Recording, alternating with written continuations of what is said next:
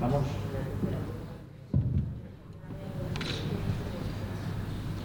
Buenas tardes. En primer lugar, daros la bienvenida a todos los asistentes en esta tarde al Auditorio Municipal, donde vamos a retomar la beca Francisco Domenech, dando por finalizada la segunda edición y en este caso también haciendo público el fallo de la tercera convocatoria, de la tercera beca.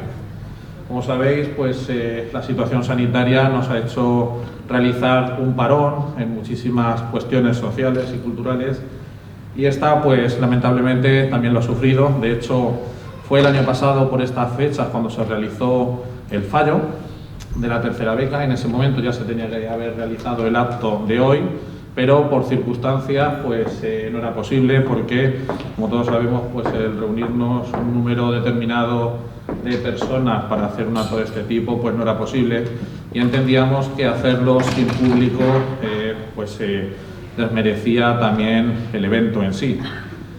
Aprovechamos también para saludar a que nos estén viendo en este momento en directo por streaming y, como no, y antes de dar la bienvenida al resto de miembros de la mesa, excusar la asistencia de Antonio Selva, que es el director del Instituto de Estudios Albacetenses. Él tenía programado asistir, pero por motivos de salud no ha sido posible. Lo ha intentado, pero hasta mañana no podrá estar en activo. Por lo tanto, desde aquí le lanzamos también el agradecimiento del Ayuntamiento de Caudete, de la Asociación Amigos de la Historia Caudetana, por apoyar desde el primer momento esta beca de investigación histórica. En la mesa me acompañan en representación de la Asociación Amigos de la Historia Caudetana, Conchi Binader. Todos la conocéis y además Conchi, además de ser miembro, es la viuda de Paco Domenech y es también, iba a decir la culpable, pero no, es la responsable de que esta beca se esté realizando, de que vayamos ya por la tercera edición, de que estemos planteando la cuarta y de que esto sea una realidad, evidentemente con numerosos frutos positivos, como no, para la historia y para el conocimiento del pasado caudetano. Y también nos acompañan en este momento José Vicente Arnaldo Lázaro y Juan Arraez, que son los ganadores, ¿verdad?, del trabajo de investigación de la segunda beca Francisco Domenech Mira. Vamos a comenzar con ellos, quienes van a exponer, después de un tiempo que se les ha dado para poder desarrollar su trabajo, nos lo van a exponer el resultado de esa investigación, una investigación que sabemos que la han disfrutado muchísimo, que llevan mucho tiempo también realizando trabajos donde caudetanos han podido participar, ¿verdad?, de forma activa, tal y como él nos contará, y donde vamos a poder conocer una parte de la historia reciente de España y en este caso también de nuestra localidad. Unas cuestiones que seguramente para muchos de los que aquí estamos o son desconocidas o hemos oído hablar en algún momento a nuestros mayores o algún vecino o conocido. Y bien, antes de darle paso a ellos, cedo la palabra a Conchi Binader, por si quiere decir algunas palabras. Bueno, buenas tardes, gracias por haber venido. Y yo creo que a mí me corresponde la palabra gracias. Gracias a que el muy ilustre Ayuntamiento de Caudete, que es quien convoca la beca, va a continuar en esta labor y creo que convocará la cuarta, la quinta y así sucesivamente. También a la Asociación Amigos de Historia Caudetana, porque están haciendo su labor, una labor que está un poco, no en secreto, pero que tampoco se le da mucho bombo. Quiero decir también que la Asociación Amigos de la Historia Caudetana tiene dos revistas. La primera revista se publicó en forma digital y la segunda ya se ha imprimido en papel. Como se agotó, creo que el mismo día de la presentación se ha hecho una segunda edición. La revista se titula Capdetania y es Tierra de Fronteras. El lugar de venta es en Da Vinci, Bellas Artes, que es donde está nuestra sede. También quiero dar las gracias al Instituto de Estudios Albacetense Don Juan Manuel, porque nos está ofreciendo a sus especialistas para ayudarnos en las publicaciones de estas becas. Y por supuesto está la parte económica. La parte económica, que son nuestros patrocinadores, el ayuntamiento, el muy ilustre ayuntamiento, patrocina la beca, y también hay una serie de empresas, como es Crisnova, desde el principio, Volmax, desde el principio, que es desde que se creó la beca, Toldos Caudete, también desde que se creó la beca, Seguros Arfran, también, bueno, Grupo de Seguros, Grupo Arfran, también desde el principio. Y este año el cartel anunciador de la beca lo ha hecho Bellas Artes Da Vinci. Yo creo que con esto mi parte era dar las gracias, y cuanto más breve mejor, porque son ellos los que tienen que explicarnos el trabajo y el proyecto de la segunda y tercera beca. Muchas gracias. Muchas gracias, Conchi. Bien, pues ahora es turno vuestro, ¿verdad, Juan? José Vicente. Agradeceros la labor que habéis realizado, esta investigación, que pueda ser puesta en conocimiento y que pueda ser divulgada entre todos los taubetanos para un mayor conocimiento de nuestra historia, de nuestro pasado, que lo tengamos presente. Y todo vuestro. El trabajo se titula De aviones y refugios antiaéreos. Aeródromo militar La Coronela y defensa pasiva de la villa de Caudete, Albacete, 1936-1939.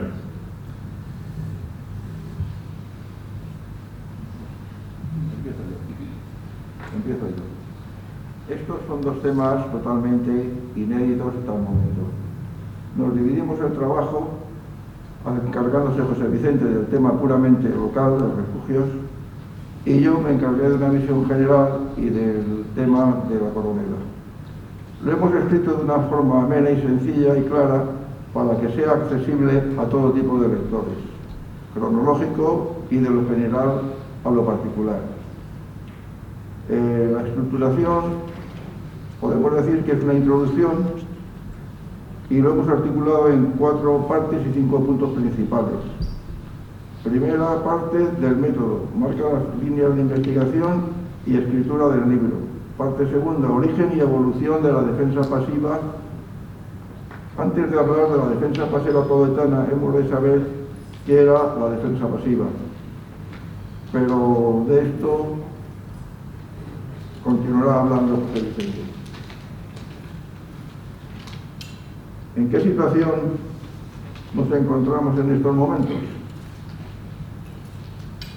Este libro ganó la segunda beca de investigación de Caudete, como muy bien ha dicho el señor alcalde. El instituto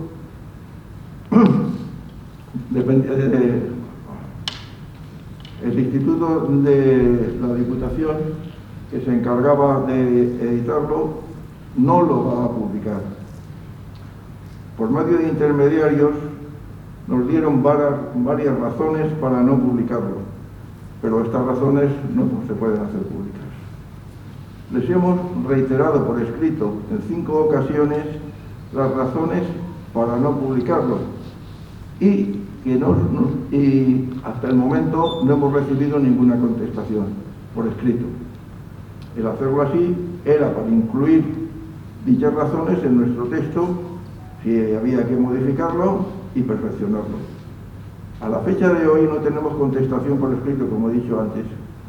Yo tengo más de 20 libros y cientos de artículos, y José Vicente tiene publicados 10 libros y otros tantos centenares de artículos. No nos gusta que nadie se ría de nosotros ni de nuestro trabajo.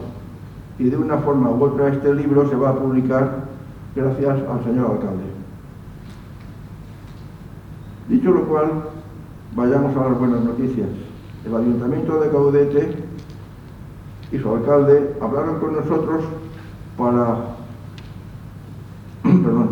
que si Albacete no publicaba el libro, lo haría el Ayuntamiento, como hemos dicho antes. El libro lo hemos recompuesto entero, incluso incluyendo algunas de las razones verbales y no escritas propuestas por el Instituto de Estudios Albaceteños. En diciembre de 2021, el Ayuntamiento aprobó una partida para publicarlo. El libro está completamente maquetado, a falta de una revisión final, y estamos a la espera de que el Ayuntamiento termine de imprimirlo. Y ahora cedo la palabra a mi compañero.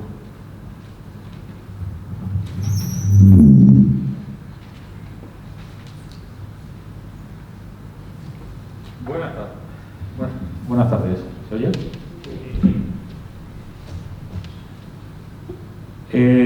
Tal y como ha dicho Juan, bueno, lo primero, muchas gracias por estar aquí, porque teniendo en cuenta los tiempos que corren, ha mejorado sensiblemente en los últimos meses, pero con esto del COVID hay que seguir llegando mucho cuidado. Lo primero, daros las gracias por vuestra asistencia. Como ha dicho Juan, el libro está escrito sobre un libro de investigación, siempre se escribe sobre varios tipos de fuentes, entre ellas las principales son las escritas y las orales. Las fuentes escritas, pues absolutamente todos los libros que existen en el archivo municipal de Gaudete. Muchas gracias a la archivera Virtu Navarro por todo el trabajo que ha desarrollado en beneficio de este libro, que es en beneficio de la villa de Gaudete. Aparte de las fuentes escritas del archivo de Gaudete, de varios archivos militares, entre ellos el Central Militar, el Archivo Histórico del Ejército del Aire, etcétera, etcétera, hemos contado con 16 testimonios orales, que es lo que se denomina profesionalmente como fuentes orales. ¿Qué son las fuentes orales? Pues Juan y yo, a lo largo de los últimos 3 años, de los 3 primeros años podríamos decir, porque con esto ya llevamos unos 6 o por ahí, estuvimos entrevistando a 16 caudetanos. 16 caudetanos, entre ellos muchos de avanzada edad, que nos ofrecieron a nosotros y a la historia de su pueblo, de su villa, sus recuerdos, que son los de todos nosotros. De esos 16 personas que estuvimos entrevistando en su momento, han fallecido 8. Por tanto, o mejor dicho, lo voy a nombrar primero. Benito Ángel Amorós, el regador del Paraíso, fue el primero que entrevistamos. Mi buen y gran amigo Tomás Ortuño Terol, que en momentos difíciles me echó o me dio muy buenas palabras. Antonio Conejero Alberto, Morrudo. He puesto también los remoquetes que decía Alfredo Rojas en Villena, porque así seguramente los conoceréis mejor, porque por los apellidos, por los nombres nos perdemos. Juan Bordallo Morós, Bordallo, Juan Clemente Vicente, Pedro Cantero Sánchez, el Monjo, José Ortuño Ruiz. 7 han sido de la villa de Gaudete y 1 falleció el martes pasado y fue el pintor de Villena, Pedro Marcos. Prácticamente todos mis libros, las portadas siempre se las he encargado a él. Y antes, en lo que teníamos aquí en la pantalla, era la portada que me hizo Pedro Marcos para este libro. Se la recogí hace un mes y falleció, desgraciadamente, el viernes pasado. Por todos ellos, por el trabajo que hicieron y por sus recuerdos, me van a permitir que de mis 15 minutos, 20 minutos, si me extiendo un poco, vayamos a guardar un minuto de silencio, porque creo que es lo menos que toda esta gente se merece.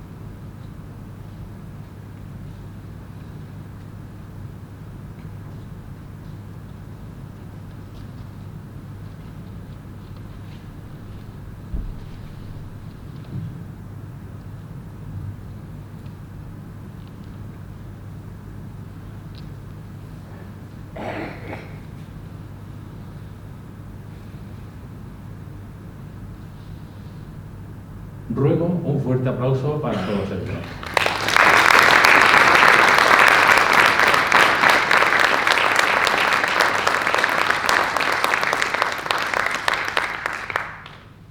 Aquí tenemos a Kiko y a mi buen amigo Tomás en una de las muchas salidas que hicimos de campo para reconocer todo lo relacionado con el aeródromo La Coronela, refugios antiaéreos, todo ese tipo de cosas. Hemos visto a los colaboradores que han fallecido, desgraciadamente, y ahora vamos a conocer a todos los que siguen con nosotros. Antonio García Algarra, Garri. El testimonio del Garri es vital en la situación exacta de lo que es la pista. ¿Por qué? Por la sencilla razón de que uno de los terrenos, que era de su familia, en su parte más extrema, lindaba exactamente con parte de una de la pista principal del aeródromo. Francisco Pérez García Kiko, Fernando García Conejero, Luis Díaz Solera, Gaspar Cantero Marco, Francisco Javier Cantos Alberto, el bienvenido, José María Marco Conejero, el del Cojico, Joaquín Solera Menor, en base a los recuerdos de su padre, tejas y vigas he puesto ahí, luego les explicaré lo que es exactamente eso. Y Juan López Amorós, que lo tenemos aquí con nosotros y que es testigo presencial del aterrizaje del avión y situarse a escasos 50 metros del mismo. Todos los recuerdos que hemos ido recopilando hablaban todos más o menos de lo mismo, pero no tengo a ninguno, o no tenemos a ninguno, que se situase a 50 metros escasos del avión. ¿Por qué? Porque donde aterrizó el avión, él estaba trabajando en una labor que estaba, para entendernos, hacia la zona de Kristnova. Él vio aterrizar el avión y junto a otros críos salió corriendo, llegó hasta prácticamente el avión y unos guardias le dieron el alto, pero no los desalojaron, los dejaron allí.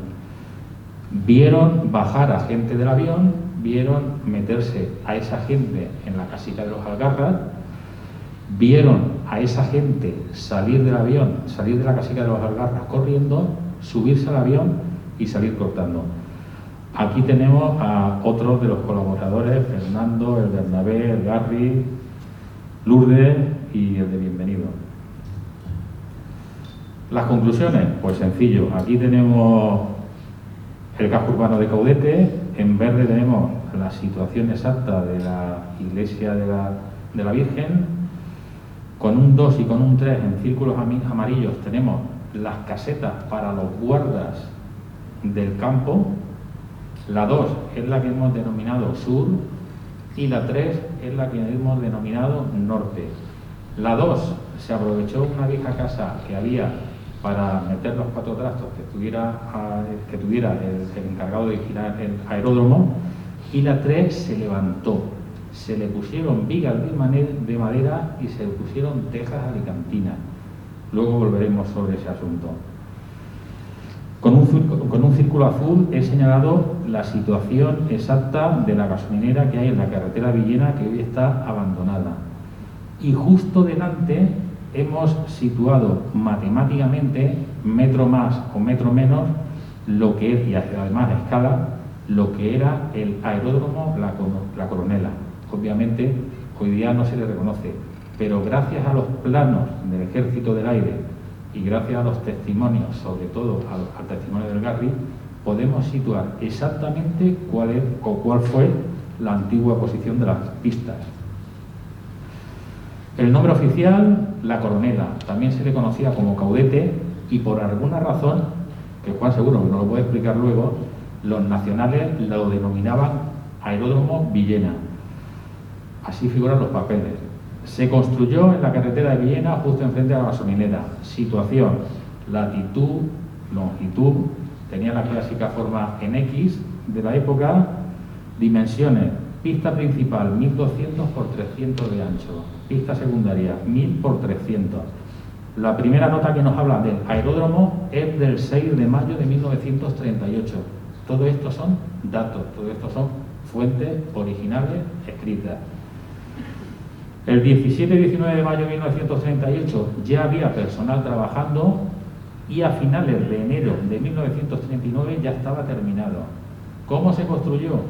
Aquí no se trajeron maquinaria como hacen los americanos, que allí donde van, lo primero que hacen es descargar bulldozer, camiones a punta pala. No, aquí se hizo a pala, a pico, con legones, con capazos. Tenemos los testimonios de varias personas que estuvieron allí trabajando, entre ellos el de Benito, el regador del Paraíso. Lo más moderno que se utilizó en la construcción fue algún vehículo escasísimo. Todos me hablan de un único camión pequeño que se utilizaba para trasladar al personal a trabajar y recogerlos para llevarlos al pueblo. Y sobre todo, el medio más moderno que se utilizó para hacerlo fue el rulo municipal que se usaba en aquellos tiempos para apisonar las calles. Del rulo nos hablan todos los entrevistados. En un principio fue un aeródromo de socorro que tenía un guarda que lo vigilaba, que tenía sus casetas, y en segundo, al final ya del 38 y 39, cuando la cosa se empezó a poner bastante mal para la República, empezaron a venir tropas de aviación que se acuartelaron en la iglesia de la Virgen de Gracia, la coronela fue expropiada y allí en el campo habría un cabo y 4 soldados, para empezar. Mapas del Ejército del Aire.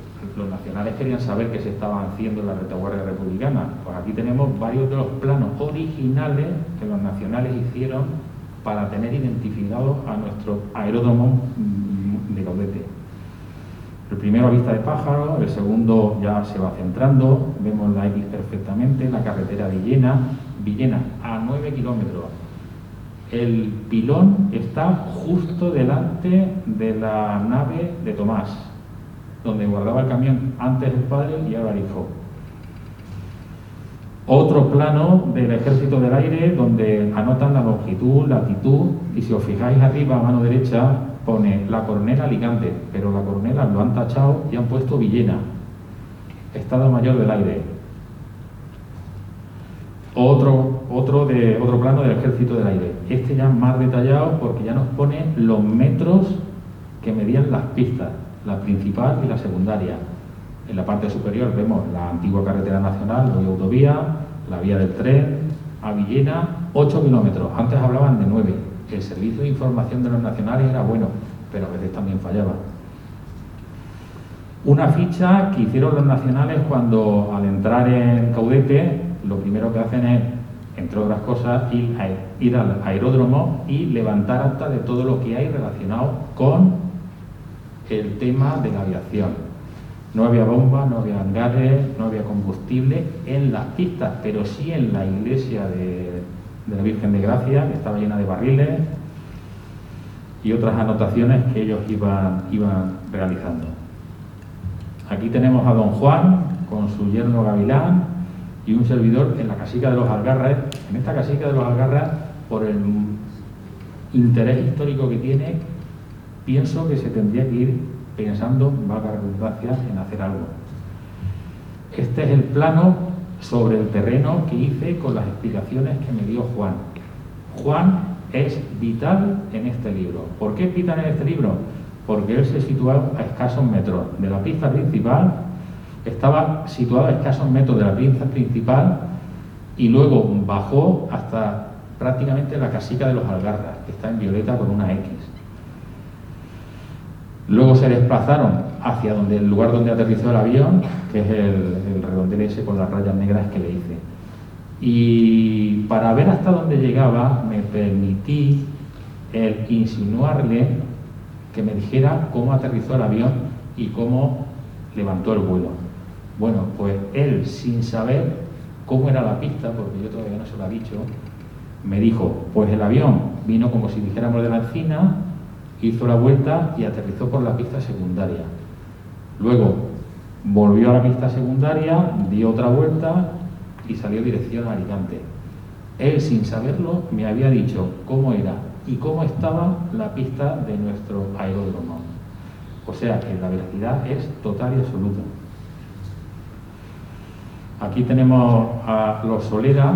Antes hablábamos de la garita sur de Tomás y norte, una que se hizo nueva para los guardas del aeródromo. En un plano de 1947 la tenemos situada a mano derecha suya en un punto rojo que pone caseta del campo de aviación. No sé si lo ven. ¿Lo ven? Vale. ¿Qué pasó con esta caseta? Pues que en el año 47 se hace este plano, la caseta seguía existiendo, no sé qué uso se le daría, pero desde luego el campo de aviación ya no existía. Y allá por el año 55, Solera, todos los Caudetes, pues compró las vigas de madera y las tejas alicantinas de dicha caseta para montarla en la nueva ampliación que hizo en su casa, que precisamente es en la calle Príncipe de los Ingenios, aquí al lado. Esta fotografía que tiene aquí de un montón de tejas, pues esas tejas son exactamente con las vigas de madera las de la caseta del campo de aviación norte que tenemos aquí señalada.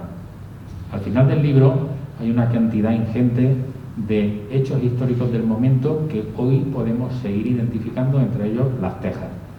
Sistema de defensa aéreo.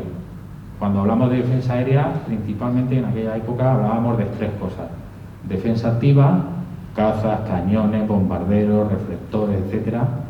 Radares, ahora sí, pero entonces no existían todavía. La defensa pasiva, el elemento más destacado de la defensa pasiva son los refugios antiaéreos. Pero también está el oscurecimiento de la población, la dispersión de la población, etcétera, etcétera. Y luego también tenemos el servicio del paso de aeronaves. Aquí no hubo aviones, aquí no hubo cañones, pero sí que hubo refugios antiaéreos de la defensa pasiva y vigías o escuchas del servicio del paso de aeronaves. ¿Dónde se situaban esos vigías o escuchas aquí en Caudete para reconocer visualmente los aviones que pasaban allí para acá? En la Torre de Santa Catalina, concretamente en una garita que se hizo profeso para dichos guardas, para que se resguardaran de las inclemencias del tiempo. Tenemos hasta las tejas que se pusieron en el pequeño tejadillo que se hizo para la garita. Defensa pasiva, refugios antiaéreos. 4 ideas básicas. El Comité Local de Defensa Pasiva de Caudete se constituyó entre el 14 de mayo y el 14 de junio del 38. Se levantaron unos planos, como se hacía en todos los sitios, hoy desconocidos, en los que se detallaría su entramado: refugios antiaéreos, dispersión, trincheras elementales. En Caudete se utilizaron, como en toda España, otros tipos de refugios, como son cuevas, sótanos, minados, trincheras. No se realizó ningún refugio de hormigón armado. Lógicamente, esto no era Albacete, no era Alicante, no había industria militar de guerra, entonces no era necesario, económicamente hablando y desde un punto de vista estratégico, hacer un refugio de cemento armado aquí en Caudete, porque, aparte del costo inmenso que eso llevaría, no habría dinero para pagarlo. Se excavó, eso sí, y esto es muy importante, un único refugio en Galería de Minas con 3 bocas, con un primer dato del 14 de mayo del 38. Se empezó a excavar el 26 de septiembre del 38 y no se terminó pese a gestionarse el cemento en San Vicente. Hay notas que hablan de que piden el cemento de San Vicente para traerlo aquí a Caudete y blindar lo que era el refugio en Galería de Minas. Un refugio en Galería de Minas es un refugio, sobre todo económico, que no cuesta dinero, sencillo de hacer y que ofrece unas características bastante aceptables para este tipo de cosas y las bombas del momento. La financiación del refugio se estudió y aplicó de una forma parecida a lo que se hizo en otros lugares. En todos los sitios los vecinos correrían con todos los gastos. Ahí el Estado, la República, se lavaba las manos. ¿Dónde estaba ese famoso refugio en Galería de Minas de Caudete? Pues aquí, sobre el terreno, hice otro plano.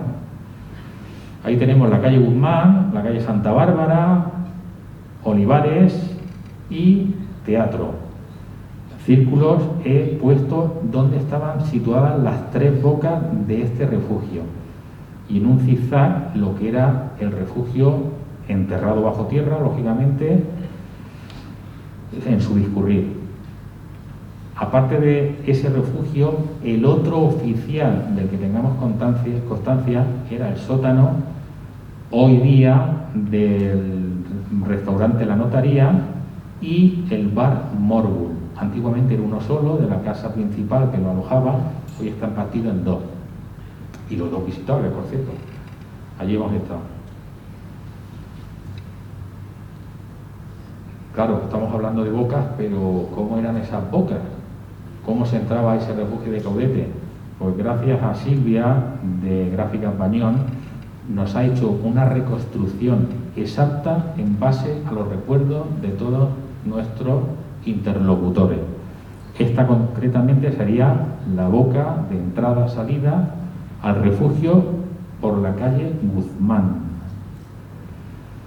Esta sería la boca de entrada-salida por la calle Olivares. Por cierto, Olivares, ¿de qué me sonará? El famoso teniente de los últimos de Filipinas. Esta calle lo tiene todo. Y esta es la tercera boca, que estaba situada en la calle Teatro. Las hemos clavado exactamente metro arriba, metro abajo de donde nuestros interlocutores nos dijeron. Refugio de sótano, ya lo hemos comentado, el Morbul y la notaría, el restaurante de la notaría. Hoy partido por la mitad, pero entonces habilitado como tal los 3 años de guerra. Hemos hablado de la defensa pasiva y su refugio, y vamos a hablar también ligeramente sobre el servicio del paso de aeronaves, que era la tercera pata de la defensa pasiva. Para el servicio de aeronaves, lo he comentado antes, entonces no existían los radares, hoy sí que existen, entonces había que identificar el vuelo de los aviones de alguna forma. ¿Cómo lo hacían? Pues como en el resto del mundo, incluida España. En las zonas más altas, sean castillos, iglesias, había 24 horas al día guardias de voluntarios para, en el supuesto de que pasara algún avión, tener un teléfono al que llamar y una ficha que rellenar, número de aviones, dirección, si eran grandes o pequeños, etcétera, etcétera. Digo grandes o pequeños porque así está especificado. En Santa Catalina hemos situado la garita allí donde nos dijeron que estaba. Y aquí tenemos a Ponce, campanero mayor del reino, con la campana que seguramente sería la que usaran para, caso de pasar aviones, tocar arrebato. El toque de arrebato es el tolón, tolón, tolón, tolón, para que toda la gente lo oiga y pudiera refugiarse en el refugio. El refugio terminó la guerra y estaba sin terminar todavía. Notas importantes del servicio del paso de aeronaves. No existe constancia documental de su nacimiento en Caudete, pero empezó a funcionar en fecha tan temprana como agosto del 36. La primera noticia sobre la red de acecho, escucha o vigías es del 24 de agosto de 1936. La primera noticia de Santa Catalina como observatorio, sin garita entonces. La primera de oscurecimiento de la población. Oscurecimiento de la población era por las noches apagar todas las bombillas de la población para que la aviación no pudiera guiarse en su vuelo nocturno siguiendo las luces de las ciudades. Esto Juan también sabe más que yo. Y la primera noticia con guardias escuchas en Santa Catalina es del 2 de noviembre del 36. La primera noticia como servicio oficial de acecho es del 4-7 de noviembre del 36. Hasta entonces había sido un poco una cosa del pueblo con más voluntad y ganas que realmente posibilidades. Pero ya a partir de esa fecha se hace ya una cosa oficial. La primera noticia sobre la garita de las vigías de Santa Catalina del 15 de octubre del 37, un mes después. ¿Por qué se hace la garita? Porque se ve que aquellos hombres que estaban allí las estaban pasando canutas y fíjense, si las estaban pasando mal con el sol, el frío y la lluvia, que ellos pagaron la garita de su bolsillo para que luego el ayuntamiento se lo abonase, y les costó bastante, por cierto.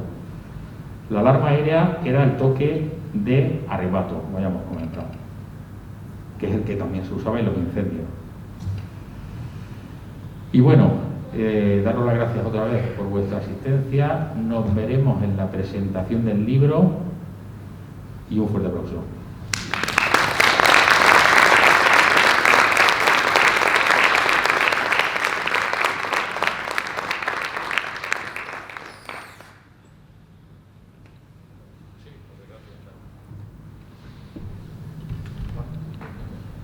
Bueno, pues la verdad que es tema bastante reciente, ¿verdad? Bastante interesante, yo creo que muy desconocido, pues para, como antes he comentado, para muchos de los caudetanos.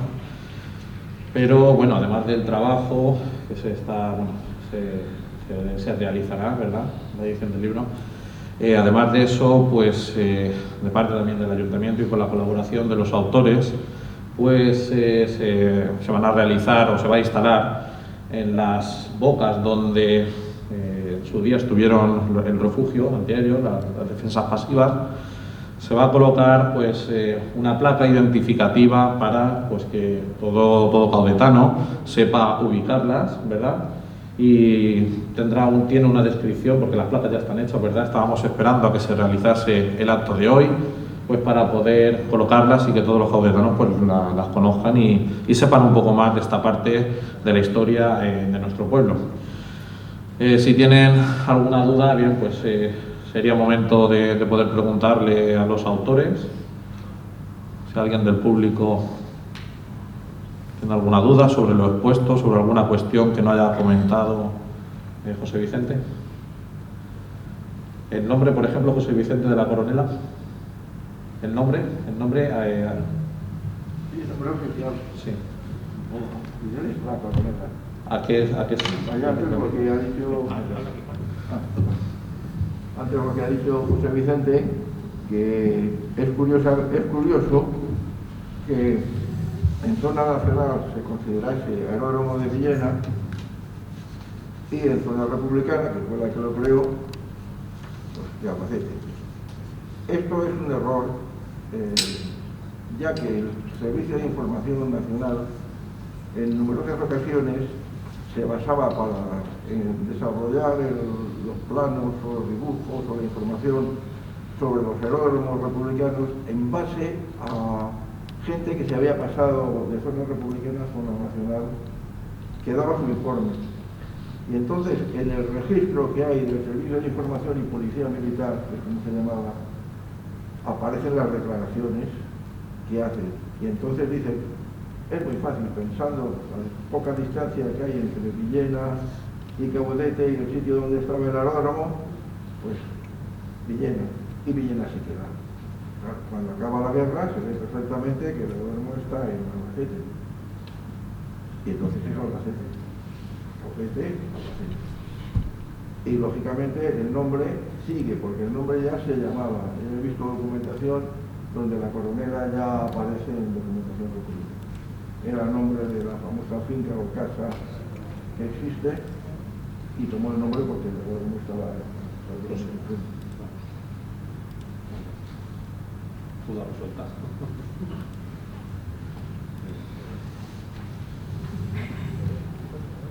Si no tenéis ninguna duda, pues... ¿Sí? Ah, sí, es que no te veía, perdona. Quería yo, una pregunta quería hacer con respecto a los refugios estos. En la actualidad, ¿cuál es la opinión que vosotros tenéis de cómo puede ser el estado actual? ¿Estarán rellenos? ¿Estarán huecos? ¿Cómo estarán esos refugios? ¿Eso tenéis alguna idea? Ya, pero es que había tres bocas. Don Antonio, buenas tardes. Había tres bocas. Sí, vamos a ver. Yo entiendo, por lo que más o menos imaginamos, yo entiendo que estarán semi-derruidos. ¿Cuál es el problema de que estén semi-derruidos, llenos de escombros y llenos de peligro? Pues que al no blindarse con cemento y mallazo de hierro, pues en su momento podrían haber cumplido su función, pero hoy día son un peligro. ¿Merecería la pena levantar el suelo para acceder a sus bocas? Yo personalmente creo que no. Otra cosa es que se hubiesen blindado con cemento. Si se hubiesen blindado con cemento, podríamos hacer perfectamente, como han hecho en Alicante, como han hecho en Alcoy, como han hecho en Albacete, que los han puesto en valor. Ha habido que gastarse un dinero, los han adecentado y luego te cobran un pequeño dinero a la entrada para el mantenimiento de los mismos. Pero hoy, lo que es hoy por hoy, yo tengo mis dudas, Juan, lo hemos hablado varias veces, de que eso esté en condiciones mínimas para rehabilitarlo. Lo que sí que es perfectamente posible que fue una idea del alcalde, fue el situar unas placas identificativas tanto en las bocas como en el de sótano de la notaría, como en el aeródromo mismo. No sé si le he respondido. Quería añadir a las palabras de José Vicente que yo resido, que soy de la resido en Petrel, y en Petrel en estos momentos la plaza de Baix y alrededores están verdaderamente hechos un asco. Ahí se hablaba de que existía un refugio antiaéreo. Dijeron, vamos a ver lo que hay. Se empezó la excavación, se encontró parte de la escalinata que bajaba, mucha porquería, restos de otros edificios, que en realidad aquello no servía para nada, era una barbaridad del gasto que se estaba haciendo para no tener ningún buen resultado. Entonces se decidió cerrarlo y poner una nota, pero antes de esto aparecieron restos romanos, y ahí estaba mi amigo Fernando, que es el arqueólogo municipal. Me dice, Juan, ¿qué vamos a hacer si esto está ahí? Míralo, merece la pena. Y empezaron a sacar restos romanos. La plaza hoy en día es todo un agujero. Han salido restos romanos, han salido restos árabes, han salido mosaicos, es una mina arqueológicamente hablando. Pero del refugio, desastre total, nada. Al menos el inicio con el refugio ha dado lugar a todo lo que se sigue y se está investigando y se está sacando. Yo recuerdo cuando hicieron el alcantarillado del desagüe, en esa misma calle, que se vio el sótano, se vieron los sótanos. Y pero decía que era por el laberinto que se habían hecho en la guerra comunitaria. De refugio, pero yo creía que era de particulares, pero apareció cuando hicieron el alcantarillado. En los 20 testimonios que tenemos, prácticamente todos nos hablan de las tres bocas y de el trazado de lo que era el refugio. Realmente es un refugio con tres bocas. Todos, absolutamente todos, ya llevamos mucho cuidado Juan y yo, nos sitúan el trazado por en medio de la calle. Pero más de la mitad de ellos nos hablan de minados a derecha e izquierda en las casas de al lado que tiran hacia la parte de arriba de la población. Incluso uno de ellos, están todos en el libro, o sea que cuando lo publiquemos lo podrán ver, uno de ellos me habla de que había un minado bastante grande que en parte estamos hablando bajo tierra, paralelo no me acuerdo si era esta calle, la del Teatro o la calle de Olivares. Pero bueno, el caso es que paralelo al refugio, según este señor, hay un minado subterráneo, lógicamente, que tiene un tramo, dice que aproximadamente eran de unos 2 metros de alto, pero un tramo de ese minado estaba lleno de losetas grandes de piedra, haciendo una especie de suelo, y con varias hornacinas, como si antiguamente hubiesen habido ahí varios santos. Todo eso viene aquí en el libro. En un momento dado, aparte de los refugios, si alguien tiene interés en muchísimas cosas de aquí de Caudete que no se saben o se pueden saber de una forma muy parcial, pues desde luego aquí todo ese tipo de cosas es una mina histórica. Lo primero que para los autores, mi pregunta es si se tiene constancia de que se utilizara el refugio. La única constancia que hay es que se llegó a utilizar en 2 veces. Unos hablan de 4, otros de 5, otras de 2. Pero vamos, los testimonios más fidedignos yo diría que podría haberse utilizado 2 o 3 veces. ¿Qué es lo que pasaba? Que cada vez que pasaba un avión, fuera blanco o negro, o amarillo o azul, las campanas sonaban la gente de la zona salía corriendo, se metía en el refugio. Eso se hace 2, 3 veces, 4 veces, 10 veces, pero cuando ya llevas 20 y no se vuelve a hacer, pues al final parece ser que ya no entraba nadie. Mucha gente, según los testimonios, no entraba debido al peligro que les daba aquello, porque aquello era una madriguera de conejos de 2 metros de alta. Garantías y seguridad, pues escasas, entre otras cosas, porque el arquitecto que tendría que haberlo visto y dado su visto bueno para empezar a excavar, no vino nunca. Se excavó, pero el señor arquitecto, por razones que fueran, no llegó a venir. Y claro, la gente estaba recelosa en el sentido de meterse allí, en base a los testimonios, por supuesto. Y todos los testimonios, es curioso, que hablan de que, claro, todos los que eran niños entonces, que son las personas mayores de ahora, nos hablan de que se metían en los refugios, los padres les daban algún cachete, alguna bofetada de vez en cuando, porque les tenían dicho que no entraran a los refugios, pero claro, los críos pues ya se sabe. De tal forma que al acabar la guerra, una de las primeras cosas que hace el nuevo gobierno municipal es, para evitar desgracias, cierran las bocas, las tapan con escombros para evitar males mayores.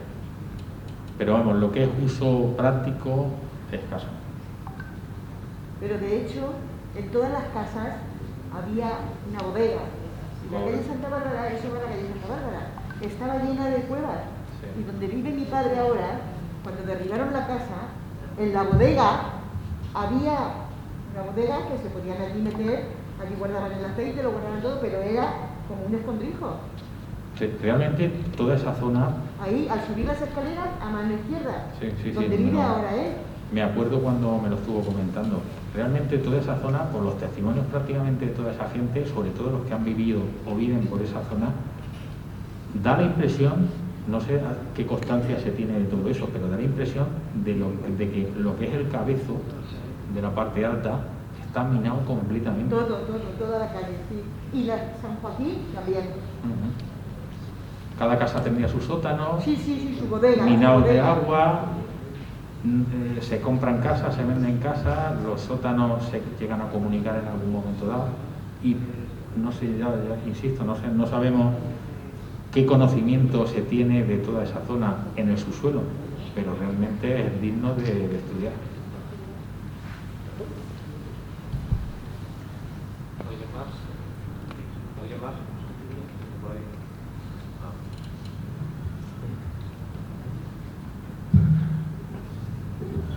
Bien, pues enhorabuena, José Vicente, enhorabuena, Juan, por el trabajo realizado. Las placas, como digo, están preparadas para instalarse en la calle Guzmán, en la calle José Olivares, en la calle del Teatro y otra en la Plaza del Carmen, haciendo alusión a este refugio que hay en el edificio de la antigua notaría. Por nuestra parte, como has dicho, pues bueno, esperemos vernos, ¿verdad?, dentro de poco tiempo, pues para poder disfrutar de esa edición impresa del libro, con el trabajo ya plasmado en él, de una forma de que pues ese trabajo pues pueda ser consultado a lo largo del tiempo por caudetanos y por foráneos. Y nada, muchísimas gracias por vuestra dedicación, por vuestra apuesta en esta beca de investigación histórica, una beca que, pues bueno, como antes he comentado al principio, nació pues para mantener viva la llama y el espíritu que Paco Domenech había pues inflado, ¿verdad?, entre todos los caudetanos, de forma particular a lo largo del tiempo, pues con todos los trabajos que había ido realizando pues de forma altruista y publicando en diferentes medios locales, y también por otro lado pues por la labor que hizo dentro de la Universidad Popular, manteniendo durante varias ediciones el taller de historia local, donde me consta que hoy pues hay bastantes de sus alumnos presentes en esta sala. Es una forma de homenajearlo en el tiempo, de tenerlo presente, de agradecerle a Paco, como digo, todo el trabajo que ha realizado, todo el saber que nos ha aportado sobre la historia en concreto de nuestro pueblo. Y como antes decía Conchi, su viuda, pues esperemos que esta beca siga manteniéndose viva. Para ello es muy importante el apoyo de la asociación, el apoyo del ayuntamiento, del cual saben que lo van a tener, cómo no, del apoyo de los patrocinadores, pero siempre, y la parte importante, la beca tiene sentido si siempre hay personas que están dispuestas a dar su tiempo para investigar sobre cuestiones de nuestro pueblo desconocidas y para hacerlas pues llegar a todos, ¿verdad?, todos los interesados. Por lo tanto, enhorabuena por vuestro trabajo en nombre de todos los ciudadanos de Caudete. Muchas gracias.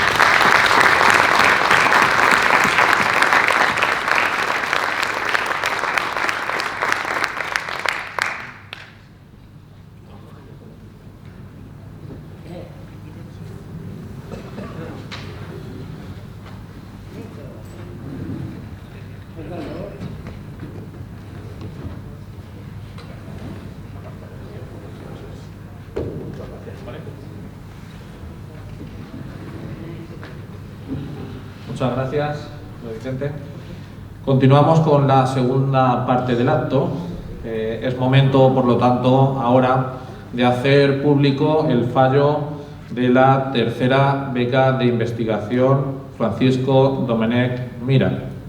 Como antes os decía, este fallo pues, se tenía que haber producido hace un año y en estos momentos estaríamos conociendo los resultados de la investigación histórica, en este caso, que resultó ganadora de entre todas las propuestas. Sin embargo, sé que pues, su autor aún así ha seguido trabajando en el tema, a pesar de que no es público, hasta dentro de un minuto prácticamente. Y bueno, pues agradecerle igualmente todo el trabajo, todo el tiempo que le ha dedicado, que me consta que es mucho anterior a presentarse a esta beca, lleva también años trabajándolo. No voy a ser yo quien revele el nombre del afortunado, ¿verdad?, del agraciado, sino que va a ser pues Conchi, quien está a mi lado, quien va a proceder, por tanto, a la lectura del acta. Tras lo cual, pues estaremos gustosos de que el premiado se sitúe a mi izquierda y sea él pues quien nos explique los motivos que le llevaron a realizar esta propuesta, las inquietudes que tenía, los métodos que está realizando, ¿verdad?, pues para poder llevar a cabo la investigación, cómo la lleva y bueno, pues evidentemente nos tiene que dejar con algo pendiente para que dentro de un año, cuando nos presente el trabajo, pues nos quedemos, ¿verdad?, mirando esa pantalla y con la boca abierta, pues por un trabajo que sin duda merece mucho la pena. Y sin más, pues dejo Conchi. Bueno, pues esta es el acta, siendo las 19:20 horas del día de la fecha 2 de diciembre del 2020, en el Ayuntamiento, reunida la Comisión Técnica para valorar los trabajos presentados para la tercera beca de investigación Francisco José Domenech Mira, constituido por presidente don Moisés López Martínez, vocales doña María José Moreno Fernández, don Antonio Selva Iniesta, doña Virtudes Navarro Navarro, don Antonio Marcos Albertos, don Pedro Jorge Moyá. Decide fallar la misma al trabajo titulado Minados de Caudete, presentado por de Francisco Díaz Gil. Todos conocéis a Paco, está aquí presente. Voy a decir un poquitín solo sobre su currículum.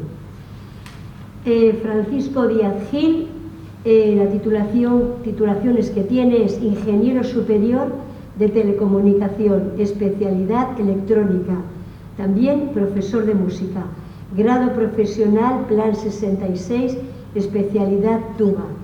Y el trabajo que ha realizado es catedrático de secundaria, especialidad matemáticas, situación actual, jubilado. Pues este es Paco. Un aplauso para él.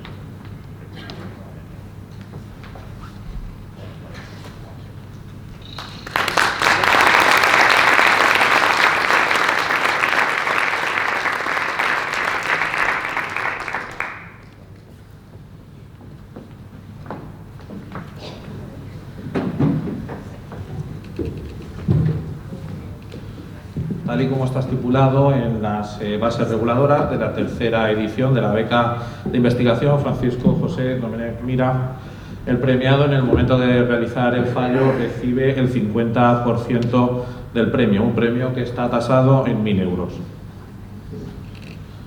Bien, pues Paco, todo tuyo. Bien, muchas gracias por venir. Me han dicho que haga una presentación con cuál es el motivo del proyecto que voy a presentar. Espero que entre 10 o 15 minutos lo tenga terminado. En primer lugar, quiero decir que no soy historiador, soy ingeniero, como ya han dicho, y mi trabajo ha sido de profesor de matemáticas en un instituto durante 35 años, ahora ya jubilado. Con esto quiero decir que no estoy habituado al trabajo de investigación histórica. Sí me precio de haber sido alumno del taller de historia local de la Universidad Popular que impartía Francisco José Domènech Mira y haber sido compañero suyo en el Instituto de Caudete y amigo además. Con él, voy a hablar un poco de él, con él aprendíamos en la Universidad Popular no solo historia local y las implicaciones con la historia de España y del mundo, sino el tratamiento y pedagogía de los datos históricos. Él siempre partía de documentos y datos contrastados y fiables. Era un pozo de sabiduría en cuanto a historia y lengua se refiere. En la actividad de cada sesión partíamos del texto de las actas del ayuntamiento de un determinado año. Íbamos por orden. Y los contenidos los analizábamos contrastándolos con datos precisos sobre la historia de España y del mundo, lo que nos permitía tener una visión muy exacta de cómo era la vida y circunstancias de la época que estábamos viendo. Aprendíamos que el estudio de la historia es rigor y datos contrastados. Paco nos contagiaba a todos con su pasión y sabiduría por la historia. Realmente, con su fallecimiento, culturalmente Caudete se quedó pobre. He querido iniciar mi intervención con este reconocimiento y agradecimiento hacia el titular de la beca, que recibo con orgullo y agradecimiento, y quiero honrar su memoria con este humilde proyecto que ahora os presento. Me han dicho que diga los motivos. El contenido del proyecto hace referencia a las aguas de Caudete. El título es Los minados de Caudete. Es un proyecto que tiene que ver más con la geografía y con la ingeniería que con la historia. Un minado, para centrar, es un minado para el agua. Un minado es una infraestructura hidrológica para la captación de agua subterránea y conducción por una o varias galerías de drenaje ligeramente inclinadas y dotadas de pozos verticales de acceso a aireación. Para las poblaciones sin aguas superficiales, un minado ha constituido hasta hace poco una fuente constante y estable de agua, independientemente de la estación, y permite, por ejemplo, la irrigación de cultivos agrícolas, alimentar molinos de agua, lavaderos públicos, etc. En Caudete, este ha sido el sistema fundamental de captación de aguas subterráneas y el único antes de la aparición de la electricidad y el uso de motores eléctricos para la extracción de aguas. Actualmente ya no queda en funcionamiento ningún minado por estar agotados, ya que estos extraían el agua a una profundidad media de 15 a 20 metros y en un primer cálculo exceden los minados hechos a 5 kilómetros de longitud de galerías subterráneas. El origen de mi afición por los minados tiene que ver con mi perro Curro, un mastín que, como todos sabemos, los perros grandes tienen que andar mucho y yo andaba mucho por el campo. Entonces me iba fijando primero en los minados que había, después los iba siguiendo y así. Además, comparto como con casi todos los caudetanos la pasión por el tema del agua. A los caudetanos nos tocan el agua y saltamos. Forma parte de nuestra cultura y medio de vida de nuestro pueblo desde siempre. Empezando por el origen latino del nombre de nuestro pueblo, Caput Aquae, cabeza de aguas, esto también me lo dijo Paco, que sugiere la existencia de manantiales espontáneos de agua, de los cuales han perdurado algunos hasta ahora no hace mucho. Por ejemplo, el agua del pueblo, hasta mediados del siglo pasado, nacía en una mota que hay en los Tres Puentes y el agua brotaba allí de unos juncos y se va canalizada hasta las aguas del pueblo. Pues bien, eso ha estado cientos de años manando hasta mediados del siglo pasado que se secó y se hizo un motor de un motor eléctrico para sacar el agua.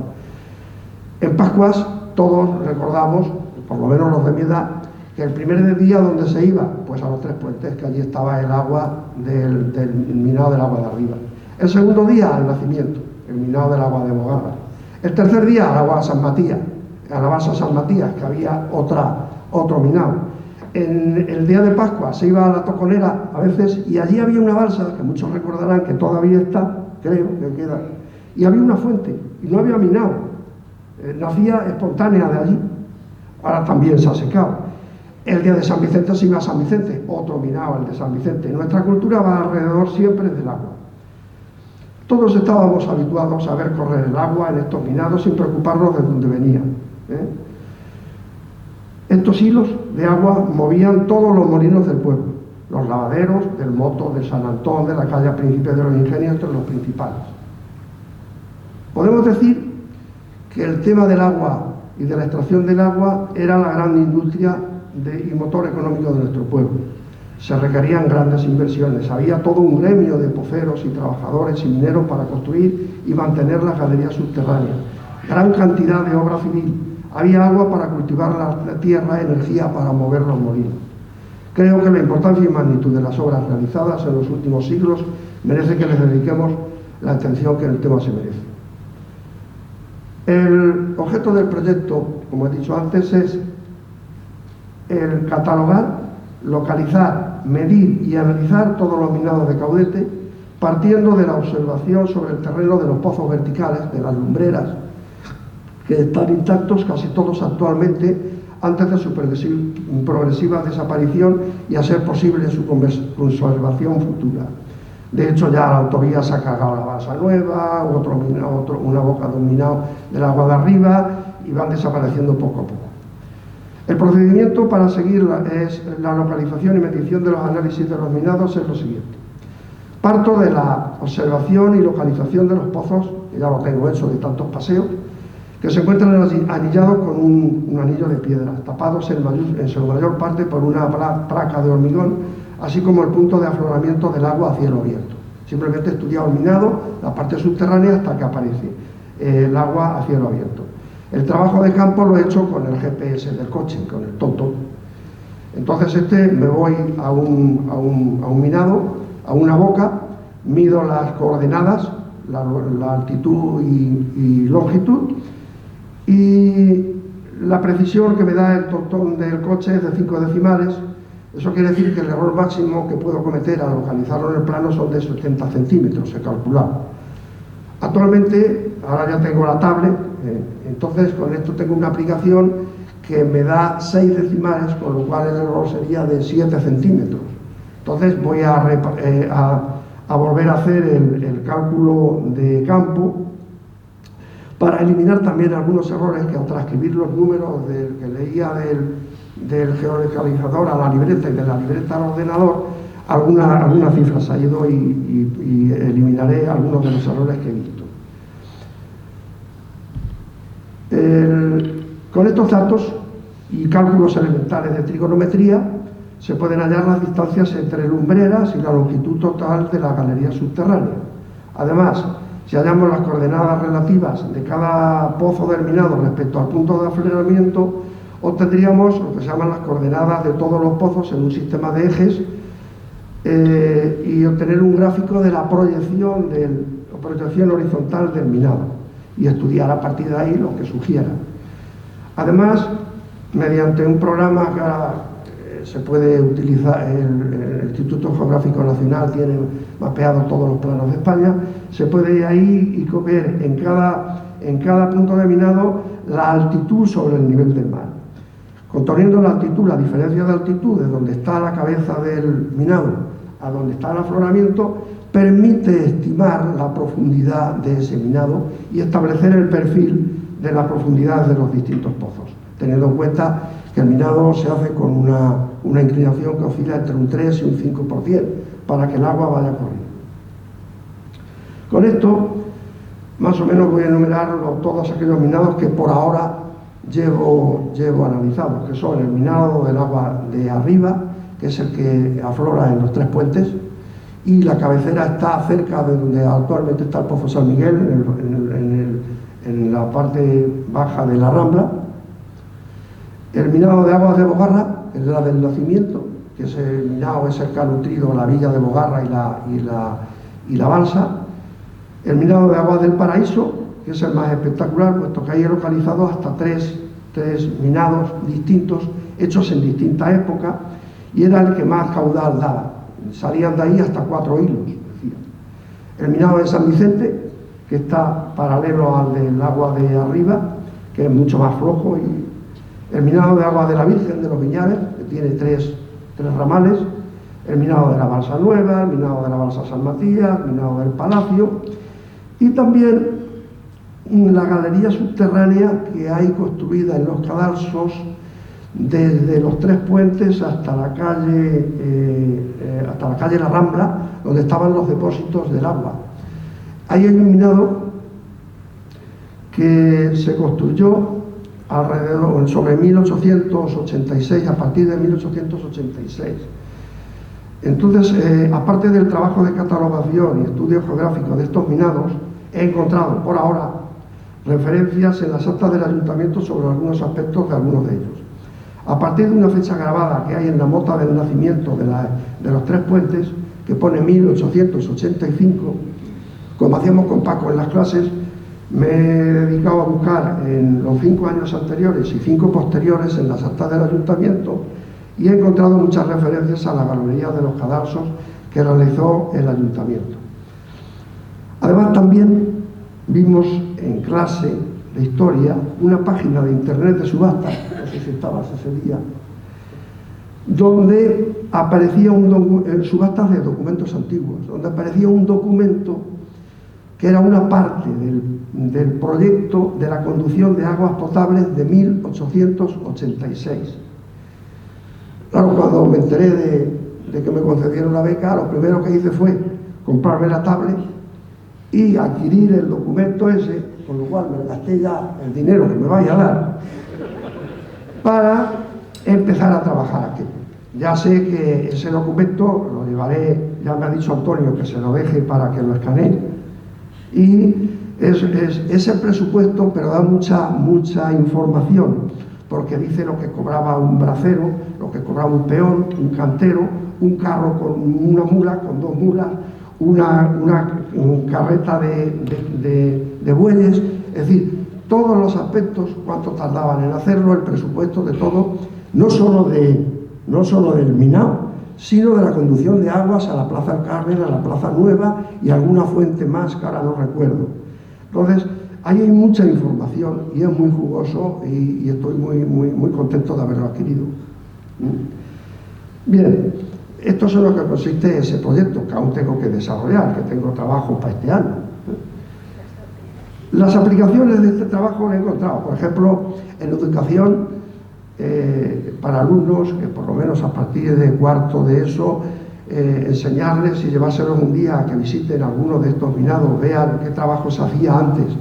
Con el móvil, que se puede hacer con una app del móvil, geolocalizar las bocas, llevarlos al Google Earth, que allí lo ven y hagan parte del mismo trabajo que estoy haciendo. Es una labor muy instructiva para los alumnos, para manejar la geografía, para manejar el terreno y saber lo que era el trabajo que había que hacer para obtener agua en Caudete, que eso parece que se nos olvida.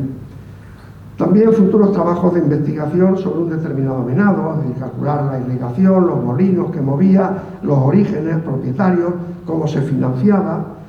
Trabajo de geología para agrónomos o geólogos sobre las características del subsuelo de Caudete, que explique por qué hay proliferación de tantos minados en la falda sur de la Sierra Oliva. Trabajo sobre la historia de las aguas potables de Caudete, construcción de las fuentes, sucesivas ampliaciones de la red de agua, trabajo sobre las técnicas y diseños y construcción de minados, es decir, una serie de trabajos que en un futuro sí sería interesante que algunos licenciados o en historia lo pudieran hacer.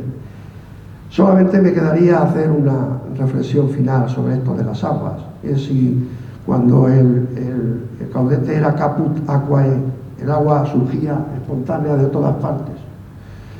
Hasta mediados del siglo pasado el agua se obtenía en una profundidad de 15 a 20 metros. Ahora todo eso está seco. El agua del pueblo viene de ¿cuántos cientos de metros? Bastante, 100 y pico metros. La reflexión es, dentro de 100 años, ¿qué recursos le dejaremos a nuestros hijos y nietos de agua?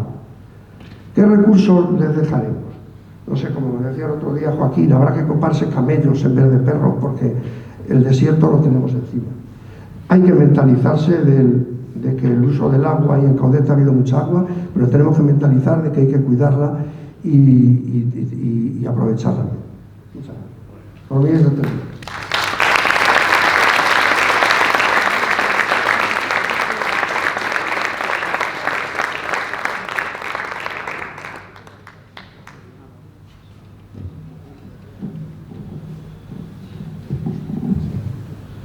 Pues la verdad, Paco, que tienes un año por delante, ¿verdad? Bastante intenso, porque el trabajo es cierto que da para mucho, como has comentado al final.